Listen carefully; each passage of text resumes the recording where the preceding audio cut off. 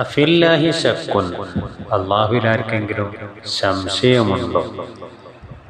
സൂര്യൻ, ചന്ദ്രൻ, നക്ഷത്രങ്ങൾ, എണ്ണിയാലൊടുങ്ങാത്ത നിരവധി ദൃഷ്ടാന്തങ്ങൾ ആകാശങ്ങളിലും ഭൂമി, അതിലെ മരങ്ങൾ, പർവ്വതങ്ങൾ, നദികൾ, സമുദ്രങ്ങൾ, ഇങ്ങനെ വ്യത്യസ്തങ്ങളായ എത്രയോ ആയിരക്കണക്കിന് ദൃഷ്ടാന്തങ്ങൾ ഭൂമിയിലും ഉണ്ടാകുമ്പോൾ ഈ കാര്യങ്ങളൊക്കെ ചലിപ്പിക്കുന്നവൻ, ഇതിനെയൊക്കെ നിയന്ത്രിക്കുന്നവൻ ആരാണ്?